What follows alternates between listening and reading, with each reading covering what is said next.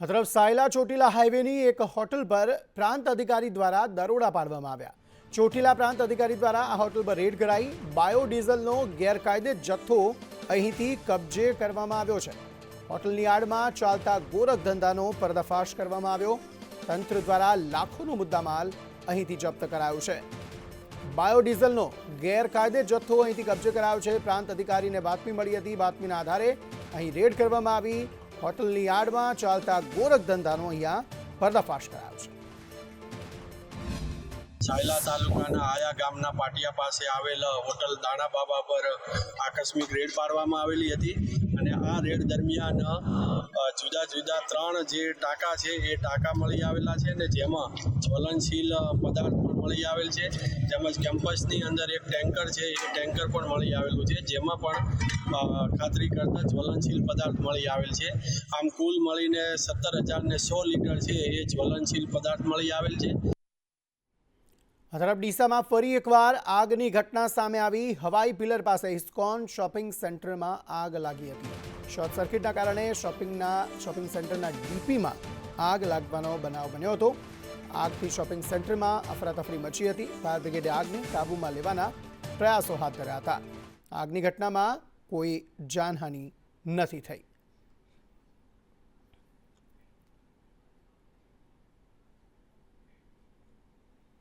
આ તરફ ગોંડલના જૂના માર્કેટ યાર્ડમાં એક ઇકો કારમાં આગ લાગી હતી। મરચાની ખરીદી માટે આવેલ વેપારીની ગાડીમાં આગ લાગી ગઈ।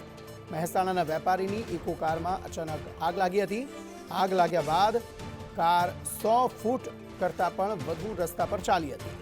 લોકોએ પથરાની આડસ મૂકી સળગતી કારને રોકી હતી અને ફાયર બ્રિગેડની ટીમે આગ પર કાબૂ મેળવ્યો હતો।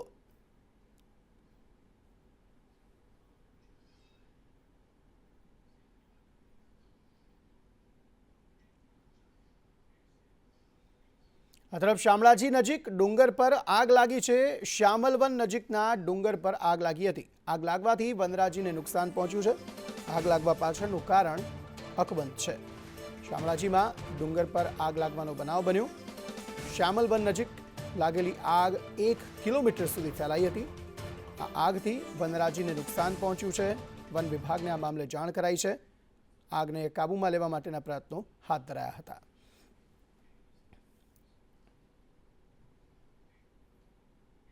આ તરફ ભાવનગરમાં સંદેશ ન્યૂઝના અહેવાલની અસર જોવા મળી। ભાવનગર મનપાની એસએમસીની તમામ બેઠકો રદ કરવામાં આવી। શાસના અધિકારીએ બેઠકો રદ કરવાનો આદેશ કર્યો છે। ચાલુ પરીક્ષાએ થતા અવાજને કારણે વિદ્યાર્થીઓ પરેશાન થતા હતા ત્યારે સંદેશ ન્યૂઝે આ મામલે અહેવાલ પ્રસારિત કર્યો હતો। લાઉડસ્પીકરથી ભાષણ કરતા બાળકોને સમસ્યા થતી હતી જે બાદ આ નિર્ણય લેવાયો છે અને તમામ જે બેઠકો છે તે રદ કરવામાં આવી છે।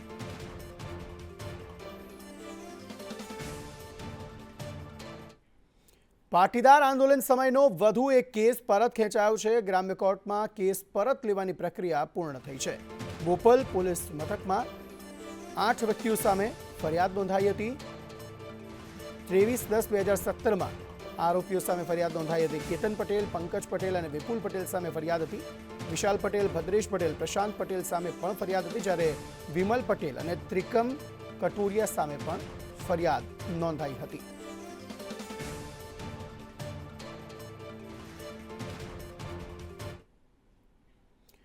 આ તરફ અમદાવાદના જીવરાજ પાર્કમાં આગમાં 2ના મોતનો મુદ્દો। મનપાએ 3 કર્મચારીઓને શોકોઝ નોટિસ ફટકારી છે। આસિસ્ટન્ટ ટીડીઓ કાંતિ દાફડાને શોકોઝ નોટિસ ફટકારાઈ। એસ્ટેટ ઇન્સ્પેક્ટર રાજેશ જીવાણીને પણ નોટિસ ફટકારાઈ છે। એસ્ટેટના સબ ઇન્સ્પેક્ટર નિકુંજ પરમારને પણ નોટિસ ફટકારાઈ છે। કેટલાક દિવસોમાં જ નોટિસનો જવાબ આપવા માટે આદેશ કરાયો છે।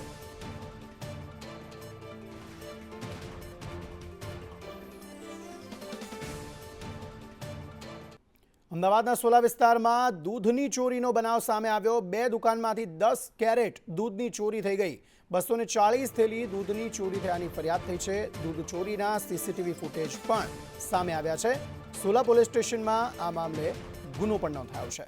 સોલા વિસ્તારમાં દૂધની ચોરીની ઘટના સામે આવી। ગોતાના વિક્ટરી સનરાઈઝ ફ્લેટ નીચે શિવશક્તિ મિલ્ક પેલેસમાં આ ચોરીનો બનાવ બન્યો હતો। આ તરફ આણંદના આંકલાવમાં કાર ચાલક ડીઝલ ભરાવીને રફુચક્કર થઈ ગયો. ગાડી અને ગાડીમાં મૂકેલા 3 કેરબામાં તેણે ડીઝલ ભરાવ્યું હતું. 145 લીટર ડીઝલ ભરાવી રૂપિયા ચૂકવ્યા વિના તે ફરાર થઈ ગયો. કર્મચારી ડીઝલનું બિલ બનાવતો હતો ત્યારે તે શખ્સ ત્યાંથી ફરાર થઈ ગયો. કર્મચારીની નજર ચૂકવી ફરાર થવાની આખી ઘટના કેમેરામાં કેદ થઈ ગઈ છે.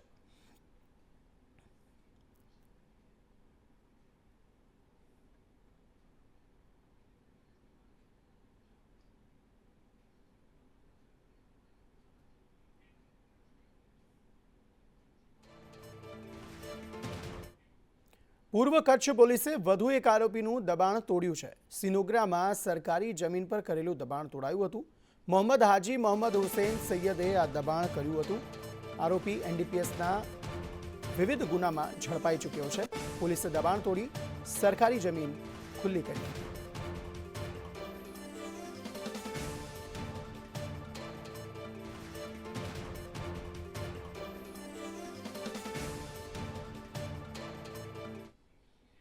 જસદણ માર્કેટિંગ યાર્ડ વિવાદમાં આવ્યું છે. સેક્રેટરીને 2 વર્ષ પહેલા નિવૃત્ત કરી દેવાયા હતા. જૂના નિયમનો આધાર લઈ ઠરાવ પસાર કરાયો હતો. ઠરાવ પસાર કરીને સેક્રેટરીને નિવૃત્ત કરી દેવાયા. એપીએમસીના નિવૃત્ત સેક્રેટરી બળવંત ચોહલિયાનું નિવેદન, રાજકીય કિન્નાખોરી રાખીને નિવૃત્ત કરી દેવાયો. નિયમ મુજબ 58 વર્ષે નિવૃત્ત કરી શકાય છે.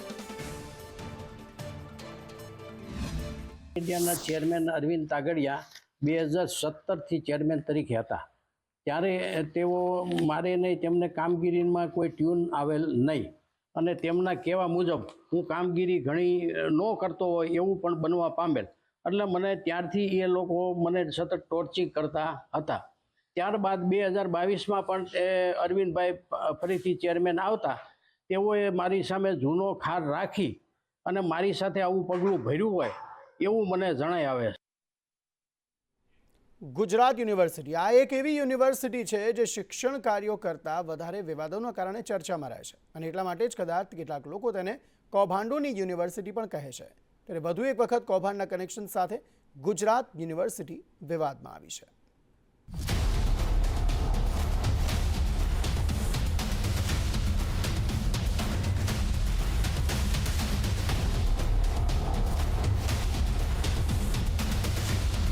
અમદાવાદ એટલે ગુજરાતનું આર્થિક હબ કે જ્યાં 1 ફૂટ જમીનનો ભાવ હજારોમાં નહીં પરંતુ લાખોમાં બોલાય છે. એટલું જ નહીં, અમદાવાદમાં જેટલા વૃક્ષો વાવવામાં આવે છે તેના કરતાં વધુ મકાનો બની રહ્યા છે. ત્યારે અમદાવાદની જમીન પર સૌ કોઈની નજર હોવી એ સ્વાભાવિક છે અને આ જ જમીનની સોદાબાજી ગુજરાત યુનિવર્સિટીના સત્તાધીશો કરવાના મૂડમાં છે. ગુજરાત યુનિવર્સિટીના સત્તાધીશો મલાઈ ખાવા માટે પોતાની માલિકીનો પ્લોટ ખાનગી યુનિવર્સિટીને પધરાવવા માંગે છે.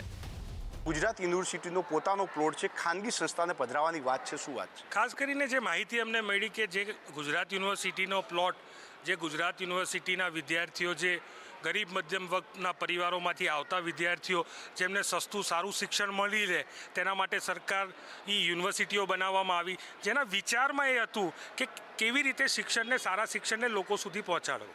આજે શિક્ષણનું ખાનગીકરણ, શિક્ષણનું વેપારીકરણ, જે પ્રકારે જે વાત સામે આવી છે કે ખાનગી યુનિવર્સિટી જે લાખો રૂપિયાની માતબર રકમની ફી ઉઘરાવે છે, તો એ તો ક્યાંક બીજે પણ પૈસાથી ખરીદી શકે, પ્લોટ જમીન ખરીદી શકે, તો લૂંટ મચાવી રહી છે.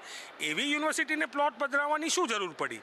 એટલે સ્પષ્ટપણે મારું માનવું છે કે ગુજરાત યુનિવર્સિટીની જગ્યા એ ગુજરાત યુનિવર્સિટીના વિદ્યાર્થીઓ માટે જ હોય. હવે ગુજરાત યુનિવર્સિટીનો આ પ્લોટ કયો છે એ પણ આપને દર્શાવી દઈએ. સંદેશ ન્યૂઝની ટીમે જગ્યા પર પહોંચી અને ત્યાંથી આ પ્લોટના મહત્વને જાણવાનો પ્રયાસ કર્યો.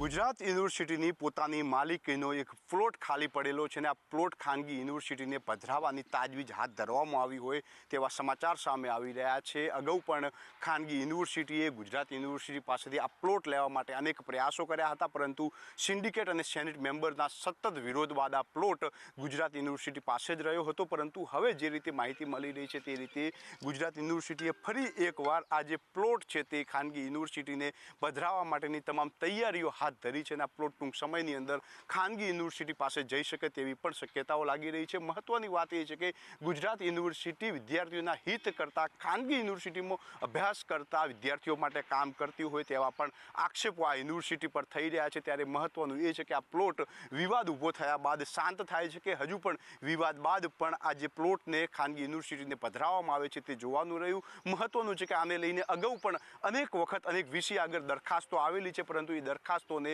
અનેક વિષયોએ રદ કરી છે, અનેક વિવાદો થયા છે. ત્યારે હવે એ જોવાનું રહ્યું કે આમાં શું નીકળે છે. સાંભળ્યું ને કે આ વિવાદ પહેલી વખત નથી થયો. ભૂતકાળમાં પણ આ જ પ્લોટને અનેક વખત કાં તો વેચવાનો કારસો રચાયો, કાં તો અન્ય સંસ્થાને આપવાની વાત આવી. ત્યારે સંદેશ ન્યૂઝે પૂર્વ કુલપતિ M.N. પટેલનો સંપર્ક કર્યો તો તેમણે પણ કહ્યું કે તેમના કાર્યકાળમાં આવી દરખાસ્ત આવી હતી. જ્યારે હું વીસી હતો ત્યારે એક એવી દરખાસ્ત આવી હતી કે 2 બ્લોક છે જે જૂના થઈ ગયા છે એ સ્પોર્ટ્સ કોમ્પ્લેક્સના કનેક્શનમાં એમને આપી દેવા, જેથી એનું એ સારું ડેવલપમેન્ટ કરી શકે અને એના બદલામાં એટલી જ અથવા એનાથી થોડીક વધારે બીજી જગ્યા એમને આપીએ. એ દરખાસ્ત એ વખતે અમે ઈસી મેમ્બર અને સેનેટ મેમ્બર ચર્ચા કર્યા પછી ઓલમોસ્ટ ટર્ન ડાઉન કરી દીધી. પૂર્વ કુલપતિ M.N. પટેલે તો પોતાના કાર્યકાળમાં આવેલી દરખાસ્તને રદ કરી, જેના પરથી એક વાત તો પુરવાર થાય છે કે સમયાંતરે આ જગ્યાને વેચવાના અનેક પ્રયાસ થયા છે અને જ્યારે આવા પ્રયાસો થયા ત્યારે ગુજરાત યુનિવર્સિટી વિવાદોના ઘેરામાં આવી છે. જોકે કોંગ્રેસ તો ત્યાં સુધી કહે છે કે આ પ્લોટ વેચવામાં ગાંધીનગરમાં બેઠેલા કોઈ મોટા માથાને રસ હોઈ શકે. ખાસ કરીને વચ્ચે તો એવી પણ વાત આવી હતી કે આને તો ખાનગી હોટલ બનાવવા માટે આપી દેવાના છે. વાત સાચી છે ખોટી છે મને નથી ખબર, પણ એ હોટલ કોણ બનાવવાનું હતું એ પણ નથી ખબર, પણ આવી વાત આવી હતી. સાચું ખોટું એ સત્તાધીશો જાણે, પણ મારું સ્પષ્ટ માનવું છે ઘણા વખતથી કુલપતિઓ આ પ્રકારની પ્રવૃત્તિમાં ઇન્વોલ્વ છે અને જો એ આ પ્રવૃત્તિમાં ઇન્વોલ્વ હોય તો એમના ગાંધીનગર બેઠેલા આકાઓ પણ આમાં ઇન્વોલ્વ હોય, એટલે ક્યાંક ગાંધીનગરથી બેઠેલો વ્યક્તિ આનો કંઈક વહીવટ કરાવવા માંગતો હોય એવું સ્પષ્ટ દેખાઈ આવે. જોકે આ પ્લોટ વેચવામાં કોને રસ છે અને કોને નથી એ તો 2 નંબરની વાત છે, પરંતુ હકીકત એ છે કે આ પ્લોટ ગુજરાત યુનિવર્સિટીની માલિકીનો છે અને એનો જ રહેવો જોઈએ, જેથી પછાત અને મધ્યમ વર્ગના બાળકોને ભવિષ્યમાં રાહત દરે શૈક્ષણિક સુવિધા મળતી રહે. જયંતિ ચૌધરી, સંદેશ ન્યૂઝ, અમદાવાદ. તરફ અમરેલીના અક્ષરધામ સોસાયટીની મહિલાઓ રણચંડી બની હતી. સોસાયટીની મહિલાઓએ નગરપાલિકામાં હોબાળો મચાવ્યો હતો. રસ્તા, ગંદકી જેવી પ્રાથમિક સુવિધાના અભાવને લઈને વિરોધ કર્યો હતો. અનેક રજૂઆતો છતાં તંત્ર એ ધ્યાન ન આપતા મહિલાઓ વિફરી હતી. મહિલાઓએ નગરપાલિકાની ઓફિસમાં જઈને રામધૂન બોલાવી હતી.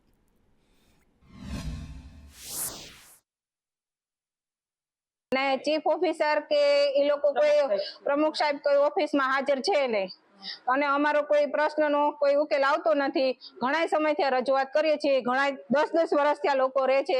એ લોકોના બધા બાળકોને સ્કૂલે જવામાં બહુ પ્રોબ્લેમ રહે છે. બધાને ગારો આ તે બહુ બધું પાણી ભરાય, જીવજંતુ નીકળે, એ બધું બહુ હાલાકીનો સામનો કરવો પડે છે.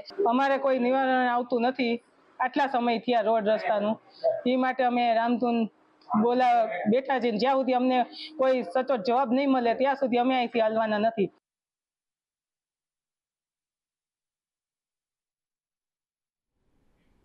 ઉનાળાની આકરી ગરમી વચ્ચે પાણીની પારાયણ શરૂ થઈ છે, ત્યારે મોરબી મહાનગરપાલિકા બનવા છતાં લોકો પ્રાથમિક સુવિધાથી વંચિત હોય તેવું લાગી રહ્યું છે.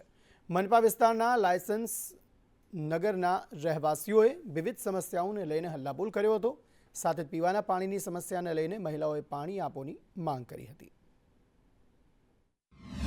પાણી 10 દિવસે એક વખત આવે છે તો ગટરનું પાણી આવે છે, ફીણ આવે છે, અમે નાહી નથી શકતા. અમારા બાળકો અને અમે સખત હેરાન થાવીએ છીએ. બીમાર પડવાની સમસ્યા રહે છે. અમારી સોસાયટીની અંદર ક્યાં 108 કે કોઈ પણ ગાડી મૂકવાની જગ્યા નથી રહેતી. અમારે ગાડી આવે એવા કોઈ રસ્તા નથી. ખાડા ખબોચિયા ભરાય છે ચોમાસામાં અને અમને રોડ રસ્તા સારા કરી આપો.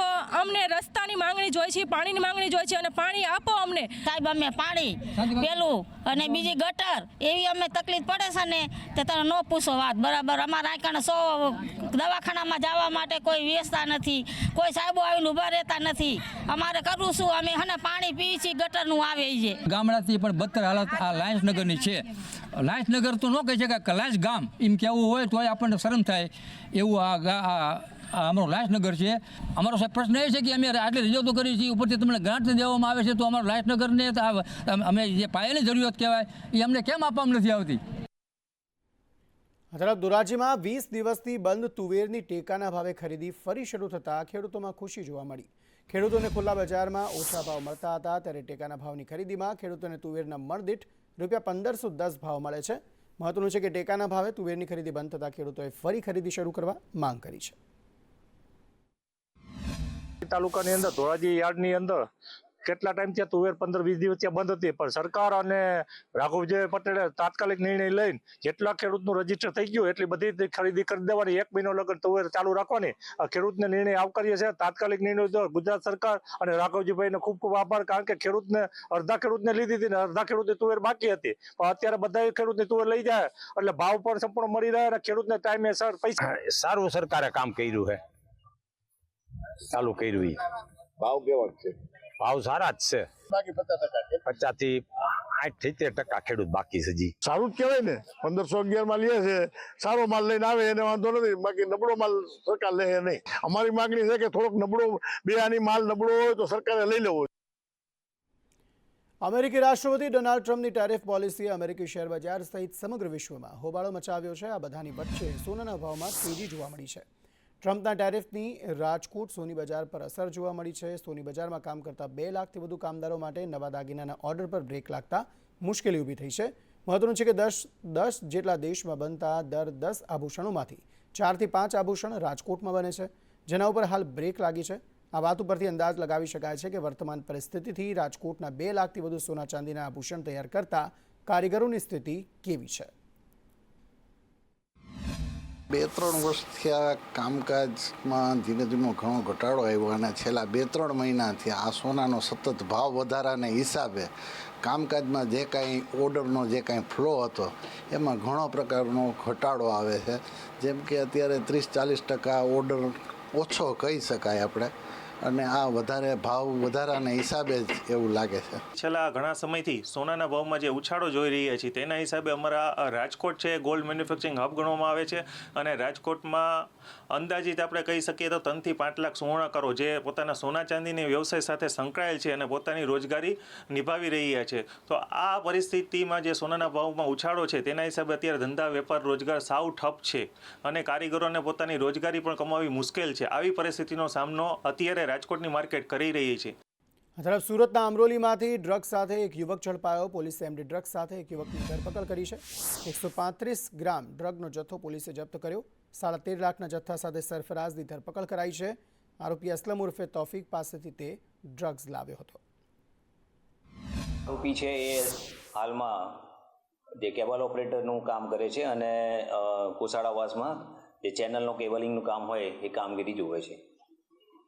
આ ગુનામાં એક બીજો આરોપી જે વોન્ટેડ દર્શાવેલ છે એમાં અસલમ ઉર્ફે સર્કિટ યાકુબ પટેલ કરીને છે, જે પણ કોસાડાવાસમાં રહે છે, અને હાલમાં જે આરોપી પકડાય છે એણે એની પાસેથી આ એમડી ડ્રગ્સ લીધેલ હોવાનું એણે જણાવેલું છે. ભાવનગર સેશન્સ કોર્ટમાં આરોપીએ દંગલ મચાવ્યો હતો. નશાકારક પીણું પીને જજની ચેમ્બરની બહાર તેણે કોહરામ મચાવ્યો હતો. આરોપીએ જજની ચેમ્બરના દરવાજાને લાતો મારી હતી. દંગલ મચાવનાર આરોપી કિશોર ઉર્ફે ઋત્વિક ગોહિલ આરોપીએ વોરંટ કેન્સલ કરાવી મુદ્દત આપવા માટે માંગ કરી હતી. આજે ભાવનગરમાં કાયદો અને વ્યવસ્થાની પરિસ્થિતિ સંપૂર્ણપણે કથળી ગઈ છે એવું અમારું માનવું છે.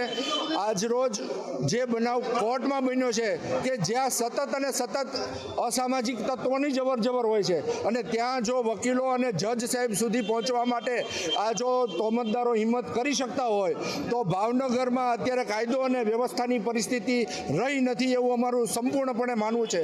ભાવનગરની પોલીસ રાત્રે 11 વાગ્યે નિર્દોષ નાગરિકોને રંજાડે છે. બહાર નીકળેલા નાગરિકો જે ફેમિલી સાથે હોય એની સાથે ગુનાખોરો જેવું વર્તન કરે છે અને અસામાજિક તત્વો માટે ખુલ્લો દોર આપતી હોય એવી પરિસ્થિતિ આજે ભાવનગરની બની ગઈ છે. આ તરફ એપ્રિલ મહિનાના પ્રારંભ સાથે જ અસહ્ય ગરમીના પ્રકોપના કારણે જનજીવન પ્રભાવિત થયું છે. ગરમીના કારણે લોકો ત્રાહિમામ પોકારી ઉઠ્યા છે. ત્યારે કચ્છ જિલ્લાના કાતિલ હીટવેવની અસર જોવા મળી રહી છે. પાટનગર ભુજમાં તો 42 થી 44 ડિગ્રી સુધી તાપમાન નોંધાઈ રહ્યું છે. બપોર પડતાની સાથે જ રસ્તા પર કર્ફ્યુ જેવો માહોલ જોવા મળી રહ્યો છે.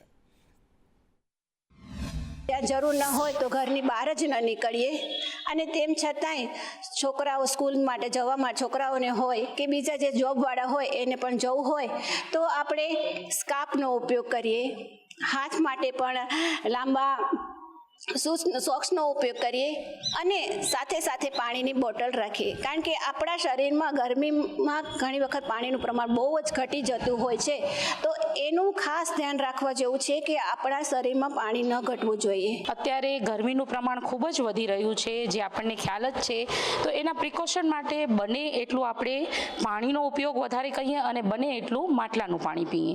છોકરાઓને પણ રમવા ટાઈમે થોડીક આપણે સગવડો આપીએ કે પાણીની બોટલ, ચશ્મા છે, ટોપી છે, અને બને ત્યાં સુધી સાંજના ભાગમાં રમી શકે તો વધારે સારું છે. क्लाइमेट चेंज में आपका टेम्परेचर बढ़ सके, टेम्परेचर बढ़ने की वजह से आपका जो आप बताते टेम्परेचर का इफेक्ट वो एक हो सका है, और रेनफॉल का पैटर्न भी चेंज हो सके, रेनफॉल ज़्यादा भी हो सके, कम भी हो सके, और रेनफॉल का डिस्ट्रीब्यूशन में भी फेरफार हो सके.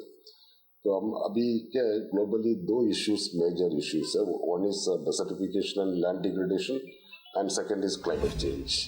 કચ્છના પાટનગર ગણાતા ભુજ શહેરની વાત કરવામાં આવે તો ભુજમાં સૌથી વધારે રેકોર્ડ બ્રેક ગરમી પડી રહી છે. ભુજમાં 42 થી 44 ડિગ્રી જેટલું તાપમાન જોવા મળી રહ્યું છે, તેની સીધી અસર લોકોના જનજીવન ઉપર જોવા મળી રહી છે. જે રીતે સતત ગરમીનો પારો વધી રહ્યો છે તેના કારણે મોટા ભાગના રસ્તાઓ છે તે બપોર પડતાની સાથે સુમસામ જોવા મળતા હોય છે. સામાન્ય રીતે મોટી સંખ્યામાં વાહનોની અવરજવર આ રસ્તા ઉપર જોવા મળતી હોય છે, પરંતુ જે રીતે ગરમી વધી છે તેના કારણે બપોરના સમયે લોકો છે તે ઘરથી બહાર નીકળવાનું ટાળતા હોય છે. ગરમી સતત વધી રહી છે, તેને લઈને વહીવટી તંત્ર દ્વારા પણ લોકોને સાવચેતી રાખવા માટેની અપીલ કરવામાં આવી છે. ભુજમાં જે રીતે જોઈ શકાય છે તે પ્રમાણે બપોર પડતાની સાથે જ મોટાભાગના રસ્તા ઉપર કર્ફ્યુ જેવો માહોલ જોવા મળી રહ્યો છે. હજુ પણ હવામાન વિભાગ દ્વારા ગરમી વધે તે પ્રકારની આગાહી કરવામાં આવી છે, તો બીજી બાજુ મોટાભાગના લોકો છે તે ગરમીથી બચવા માટે ખાસ ઠંડા પીણાનો સહારો લઈ રહ્યા છે. અલ્પેશ ગોસ્વામી, સંદેશ ન્યૂઝ, ભુજ. પોરબંદરના માધવપુર ખાતે લોકમેળાનો પ્રારંભ થયો છે. સાથે ભગવાન શ્રી કૃષ્ણ અને રૂક્ષ્મણીના વિવાહ પ્રસંગે તંત્ર દ્વારા તમામ તૈયારીઓ કરવામાં આવી છે.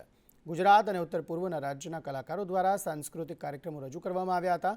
મેળામાં યોજાયેલ ઐતિહાસિક નૃત્ય કાર્યક્રમમાં ગુજરાત અને નોર્થ ઇસ્ટના 8 રાજ્યોના 1000થી વધુ કલાકારો પોતાની કળા સુંદર રીતે રજૂ કરી શકે તે માટે ખાસ વિશાળ સ્ટેજ તૈયાર કરાયું હતું. વિવિધ રાજ્યોમાંથી આવેલ કલાકારો દ્વારા મેળામાં सांस्कृतिक कार्यक्रम रजू करवामा आवशे। आज हम लोगों ने आर्ट फॉर्म लेके आए हैं मामिता त्रिपुरा का, एक देवबर्मा जनजाति का आर्ट फॉर्म है और हमको बहुत अच्छा लगा माधवपुर, और ये मेरा सेकंड टाइम है। पहले भी आए हुए हैं हम और इस बार भी आके हमको बहुत अच्छा लगा। हम लोगों का इतना सुंदर प्लेटफॉर्म मिला है गुजरात गवर्नमेंट एंड हम लोगों का नॉर्थ ईस्ट जोन का तरफ से हम लोगों को बहुत बहुत शुक्रिया हम लोग दे रहे हैं त्रिपुरा आर्टिस्टों की तरफ से। हम लोग जो बोरो का ट्रेडिशनल डांस है दाउसी डेलाइट उसको परफॉर्म किया है और हम लोग यहाँ पर आके बहुत अच्छा लगा। हम लोग को खाने पीने और रहने की बहुत अच्छे से ख्याल रखा, हमको वेलकम भी बहुत अच्छे से किया, इसलिए हम लोग बहुत अच्छा लगा, बहुत इंजॉय किया इस फेस्टिवल को और हम लोग यहाँ पर परफॉर्म करके बहुत अच्छा लगा। सूरत में 9 एप्रिले विश्व नवकार मंत्र दिवसનું આયોજન કરાયું છે। પીએમ નરેન્દ્ર મોદી પણ વર્ચ્યુઅલી આ સમારોહમાં જોડાવાના છે। પીએમ મોદી નવકાર મહામંત્રનો જાપ કરશે। પીએમ મોદી સંપૂર્ણ વિશ્વને વર્ચ્યુઅલી સંબોધિત કરશે। એક સાથે 108 થી વધુ દેશોમાં વર્ચ્યુઅલી મંત્રનો જાપ થશે। એક જ દિવસે એક જ સમયે લાખોની સંખ્યામાં સાધકો એકત્ર થઈને નમસ્કાર મહામંત્રનો જાપ કરશે। આ દિવસને વિશ્વ નવકાર મહામંત્ર દિવસ ઘોષિત થાય તેવી સમસ્ત જૈન સમાજની એક માંગ છે। આદરણીય પ્રધાનમંત્રી શ્રીમાન નરેન્દ્રભાઈ મોદી સાહેબ પણ દિલ્હીના વિજ્ઞાન ભવનમાં સ્વયં ઉપસ્થિત રહેશે। તેઓ પોતે પણ નમસ્કાર મહામંત્રનો જાપ કરશે।